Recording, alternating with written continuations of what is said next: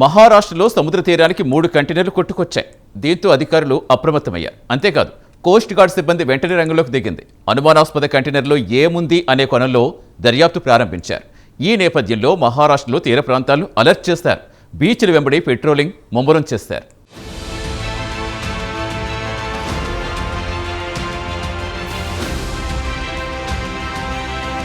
ముంబై నగరంలోకి 34 వాహనాల్లో మానవ బాంబులు ప్రవేశించాయని ఇటీవల వార్తలొచ్చాయి. దీంతో యావత్ ముంబై నగరంలో హై అలర్ట్ ప్రకటించారు. ఈ ఘటన జరిగి వారం కూడా గడవక ముందే సముద్ర తీరానికి అనుమానాస్పద తీరులో 3 కంటైనర్లు కొట్టుకొచ్చాయి. దీంతో అధికారులు అప్రమత్తమయ్యారు. అంతేకాదు కోస్ట్ గార్డ్ సిబ్బంది వెంటనే రంగంలోకి దిగింది. అనుమానాస్పద కంటైనర్లలో ఏముందనే కోణంలో దర్యాప్తు ప్రారంభించారు. ఈ నేపథ్యంలో మహారాష్ట్రలోని తీర ప్రాంతాలను అలర్ట్ చేశారు. బీచ్ల వెంబడి పెట్రోలింగ్ ను ముమ్మరం చేశారు.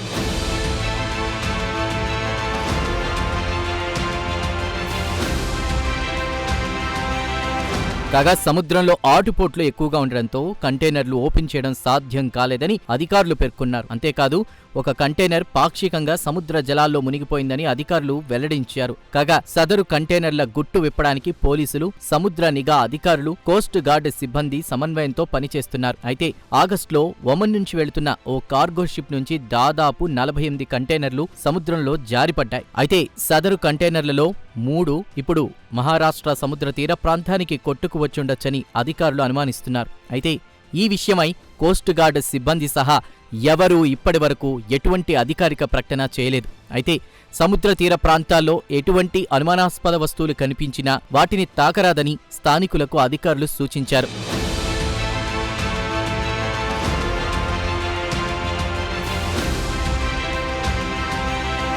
కాగా ఈ నెల 5వ తేదీన ముంబై నగరం ఒక్కసారిగా ఉలిక్కిపడింది. దేశ వాణిజ్య రాజధానికి బాంబు బెదిరింపు మెయిల్స్ వచ్చాయి. దీంతో పోలీసులు అలాగే భద్రతా బలగాలు ఒక్కసారిగా అప్రమత్తమయ్యాయి. 1 కాదు 2 కాదు మొత్తం 34 వాహనాల్లో ముంబై నగరంలోకి మానవ బాంబులు ప్రవేశించాయని బెదిరింపు మెయిల్ వచ్చింది. అంతేకాదు సదరు మానవ బాంబుల దగ్గర 400 కిలోల RDX ఉన్నట్లు ఈమెయిల్ పేర్కొంది. కథ అక్కడితో ఆగలేదు.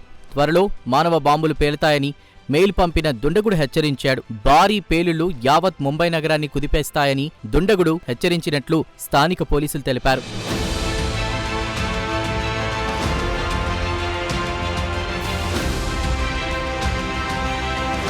అంతేకాదు ముంబైలోకి 14 మంది పాకిస్తాన్ ఉగ్రవాదులు చొరబడినట్లు కూడా ట్రాఫిక్ కంట్రోల్ రూమ్కు పంపిన బెదిరింపు మెయిల్లో పేర్కొన్నారు.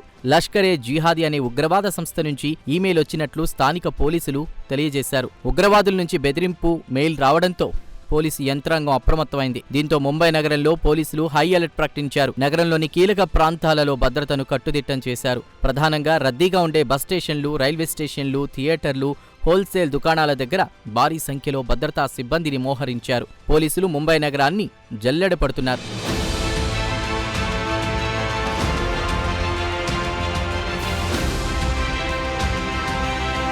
కాగా 5వ తేదీ నాటి బెదిరింపు మెయిల్ ఎపిసోడ్ను పరిశీలిస్తే ఒక విషయం స్పష్టంగా అర్థమవుతోంది. ముంబై నగరానికి ఇప్పటికీ ఉగ్రవాదం ముప్పు తొలగిపోలేదు. అంతేకాదు బెదిరింపు మెయిల్ పంపిన వ్యక్తి తాను పాకిస్తాన్ వాసినని తనకు తానే ప్రకటించుకున్నాడు. అంటే భారత్పై మరోసారి ఉగ్రవాద దాడి చేయడానికి పాకిస్తాన్ సన్నద్ధమవుతున్నట్లు తెలుస్తోంది. అంతేకాదు బెదిరింపు మెయిల్ వచ్చింది కూడా లష్కరే జిహాదీ అనే ఉగ్రవాద సంస్థ నుంచి. సహజంగా లష్కరే జిహాదీ సంస్థ పాకిస్తాన్ కేంద్రంగా ఉగ్రవాద కార్యకలాపాలు నిర్వహిస్తూ ఉంటుంది. ఈ మొత్తం ఎపిసోడ్ను గమనిస్తే పాకిస్తాన్ ఇప్పటికీ ఉగ్రవాదానికి అండగా ఉన్న విషయం స్పష్టంగా తెలుస్తోంది.